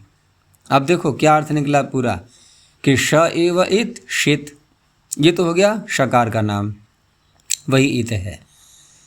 तो श एव इत शित ऐसा शकार जो इत संज्ञक है वह आदि में है जिसके ऐसा प्रत्यय। अब तो हो गया पूरा स्पष्ट। शकार इत संज्ञक आदि में है जिसके, तो एश ऐसा है क्या? नहीं है। शप ऐसा है क्या? है। इस तरह से अर्थ होता है इसका। तो तत्र यस्मिन् विधिस्दादावल ग्रहणे इति शेदादौ प्रत्यये प्रतिषेधः। और एश कैसा है? एश शकारांतो भवति। तो अशिति इति प्रसज्य प्रतिषेधोयम, ये प्रसज्य प्रतिषेध है, और यहाँ पर ये निषेध नहीं कर पाएगा क्योंकि एश शकारादि नहीं है। तेन एतद आत्वम, गलई का और मलई का जो आकार करना है यहाँ जगले मामले में, ये आकार कैसा है? अनैमित्तिक है, कोई भी निमित्त नहीं यहाँ पर। प्राग एव प्रत्योत्पत्ति भवति। अब क्योंकि प्राग प्रत्यय की उत्पत्ति से पहले ही ऐसी अवस्था में जब कर लेते हैं तो उससे एक लाभ ये भी होता है कि यदि कोई सूत्र ऐसा हो जो आकारांत मानकर के कोई प्रत्यय कर रहा है तो उस सूत्र को आकारांत धातु मिल जाती है पहले से ही, प्रत्यय करने से पहले ही। जैसे आतष्ट उपसर्गे सूत्र लगाते हैं आकारांत धातु से स्त्रीलिंग में, नहीं उसमें कर्मण्डल के अधिकार में, वहाँ आकारांत धातु से हम उपसर्ग पूर्व रहते हुए और क प्रत्यय करते हैं। नहीं, आतष्ट उपसर्गे सूत्र है, उसी का उदाहरण दे रहे हैं। तो उदाहरण बनाना है हमें सुगलह और सुमलह। तो यहाँ पर आतष्ट उपसर्गे लगता है, आकारांत धातु को पकड़ता है ये। और यदि हम प्रत्यय लाने के बाद करें आकारादेश तो प्रत्यय लाने से पूर्व तो ये, प्रत्यय लाने से पूर्व कैसी है ये? अईकारांत है, ग्लई और मलई दोनों। तो अईकारांत होने से आतष्ट उपसर्ग लग जाएगा? अब तो लगेगा ही नहीं है, यानी प्रत्यय हमें कोई और पहले लाना होगा। उस अवस्था में क प्रत्यय नहीं कर सकते फिर। लेकिन यदि हमने प्रत्यय लाने से पहले ही आकारांत बना दिया तो आतष्ट उपसर्ग बन जाएगा अपवाद, और ये क प्रत्यय करेगा। समझ में आ गया? तो इस तरह से यहाँ पर प्रत्यय की उत्पत्ति से पहले ही लग जाता है ये सुगलह सुमलह। ये उस प्रकरण में है आतष्ट उपसर्गे जहाँ ये खलर्थ का प्रत्यय प्रकरण प्रारंभ होता है ना। ईषद दुह सुषु कृच्छला कृच्छ्रार्थेषु कल, कृच्छला कृच्छ्रार्थेषु खल कर्तृकर्मणोष्ट भूक्रियों हो। नहीं अच्छा, हाँ वो तो, हाँ आ तो ये चाह रहा है, ठीक है, वो तो आगे आएगा वो तो। हाँ ये इसमें आ रहा है, जो कर्ता में हम प्रत्यय करते हैं ना, कर्तरीकृत सूत्र से जो कर्ता में प्रत्यय सारे विहित किए गए हैं वहाँ पर है। क्योंकि सुगलह सुमलह का अर्थ हो गया ग्लानि करने वाला या म्लानि करने वाला, इस तरह से अर्थ निकलेगा इसका। तो दूसरा उदाहरण एक और दे दिया है आतो युज का भी, कि सुगलाना सुमलाना, यहाँ युज प्रत्यय हमें करना है खल अर्थ में। तो यहाँ पर भी आकारांत तो उपलब्ध हो गई, हमें पहले ही आकार कर लिया हमने प्रत्यय लाने से पहले, तो युज प्रत्यय हो गया है। इत्यमादि सिद्धम भवति। कहाँ तक जाएगा इसका आकार का अधिकार? तो वो भी कहीं कहीं बता देते हैं ये। आकार अधिकारस्तु अयम नित्यम स्मयते इति यावत। 57 संख्या के सूत्र तक ये जाएगा।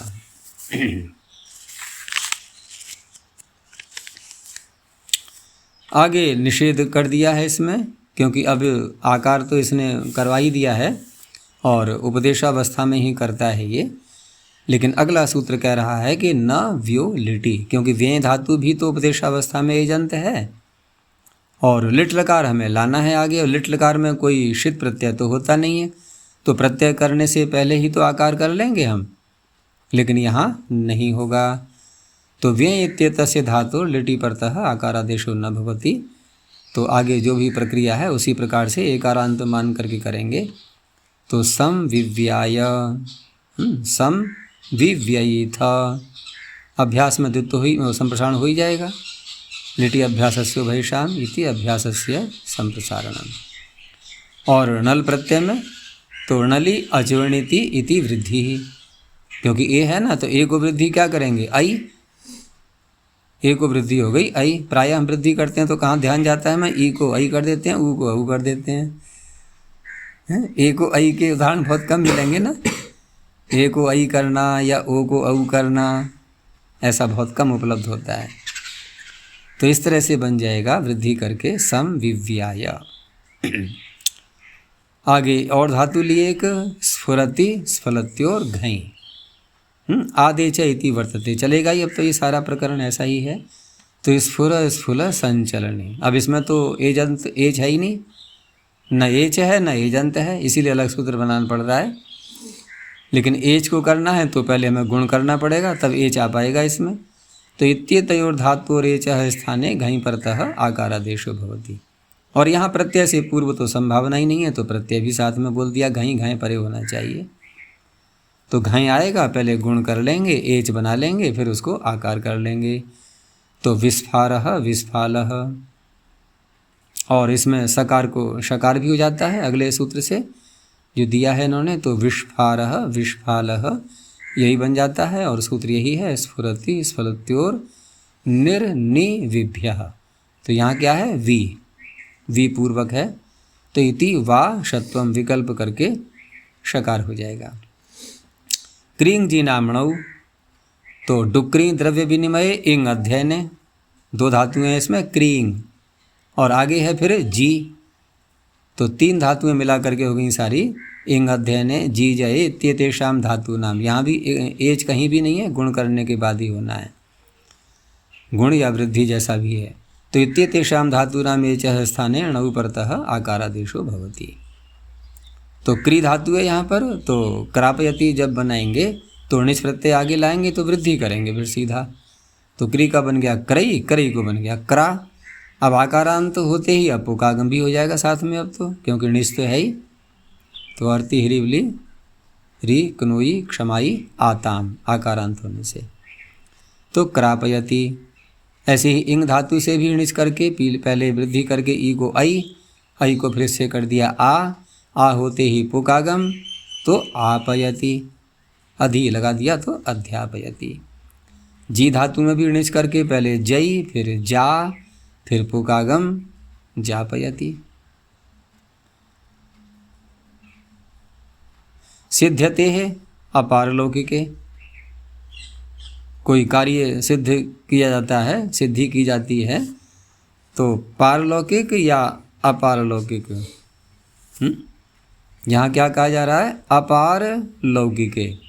आगे की बात देखी जाएगी, यहाँ की नहीं, ये यहाँ की पारलौकिक होती है, आगे की परलौक की, और सीधे यहीं की बात कही जाए तो अपार लौकिक, ठीक है ना। अगर परलोक प्रयोजन है हमारा किसी कर्म को करते समय कि आगे चल करके हमें ये फल मिलेगा और हमारी ऐसी धारणा भी बनी हुई है, तो उस कार्य को क्या कहेंगे, पारलौकिक। वो सूत्र आता है ना प्रयोजनम, एक सूत्र ही है प्रयोजनम। तो प्रयोजन अर्थ में ठय प्रत्यय करते हैं, और दोनों ही पदों को वृद्धि की जाती है वहाँ पर अनुशतिक आदि गण में मान करके, अनुशतिक आदि नाम से, तो बनता है पारलौकिक। लेकिन हमें इसी लोक के लिए ध्यान में रखते हुए कोई कर्म करना है, तो उस अवस्था में अपारलौकिक।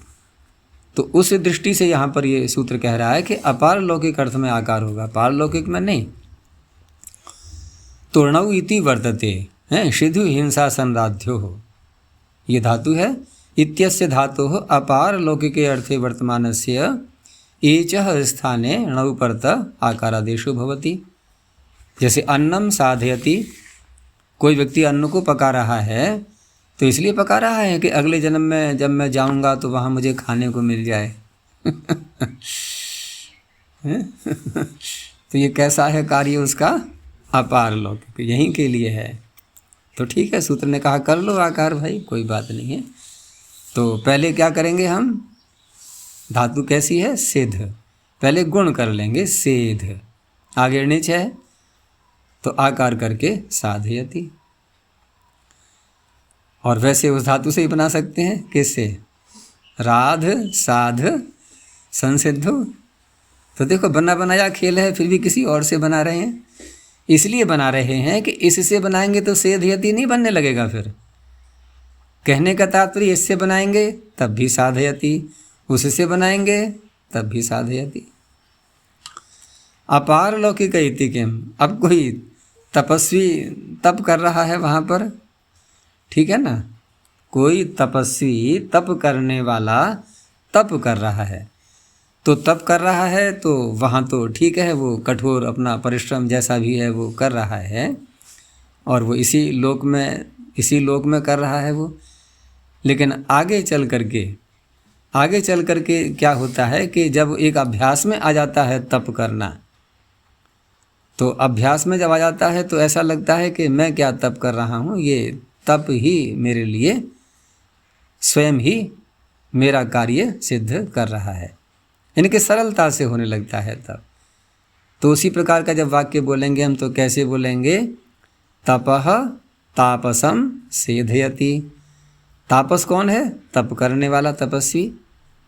उस तपस्वी के कार्य को, कौन से कार्य को, जो परलोक में उसको फल मिलने वाला है, उस कार्य को स्वयं तप ही सिद्ध कर रहा है। तो तपः तापसम सेधयति। अब यहाँ पारलौकिक अर्थ है, इसलिए आकार आदेश नहीं हुआ।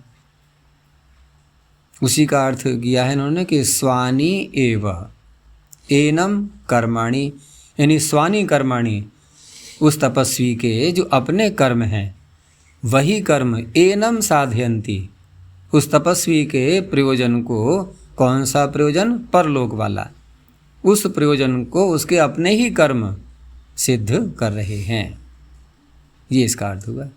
तो स्वयं तप ही सिद्ध कर रहा है उसके परलोक के प्रयोजन को। अत्र ही सिद्ध्यति ही पारलौकिके ज्ञान विशेषे वर्तते।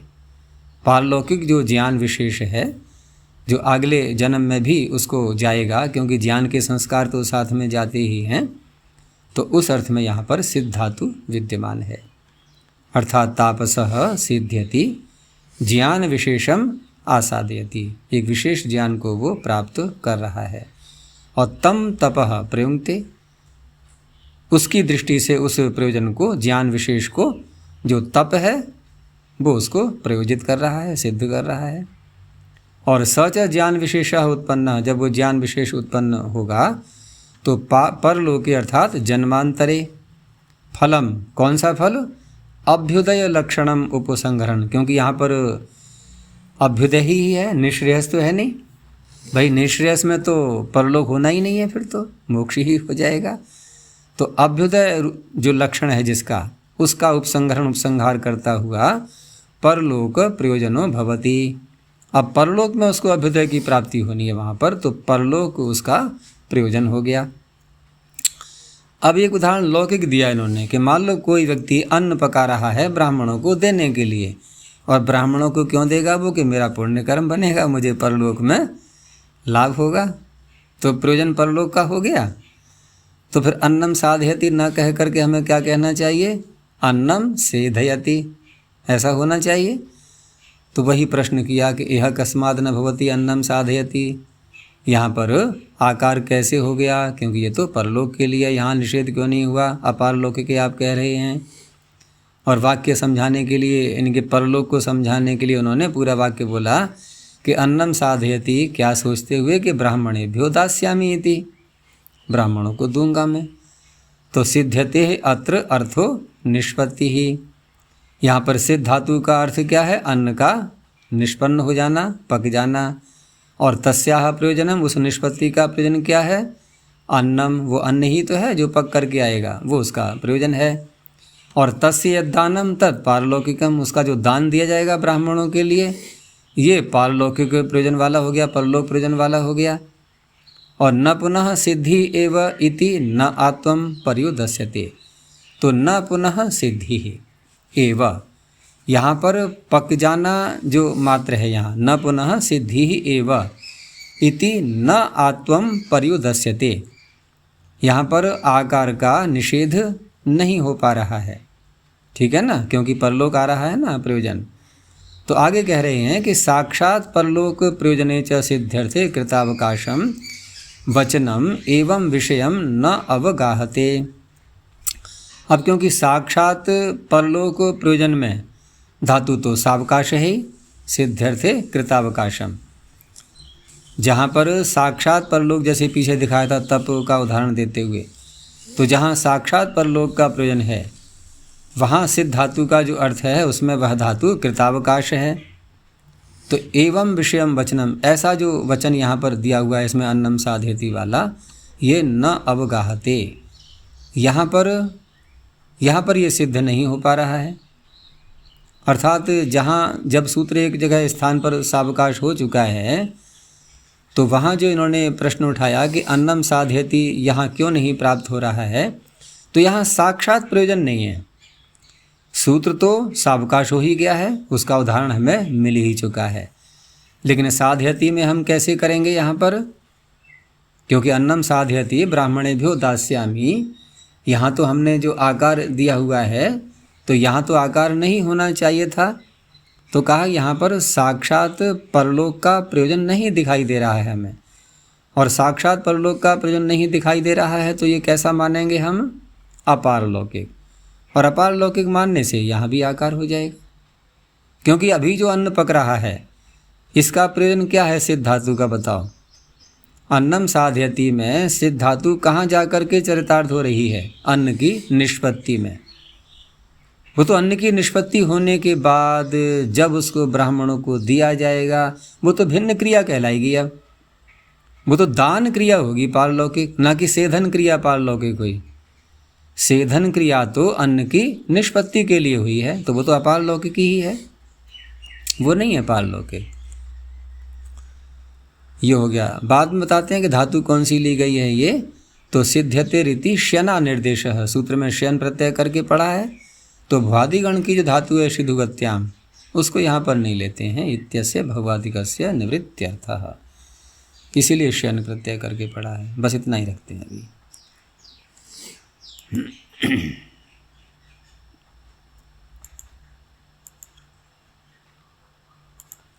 प्रणव ध्वनि।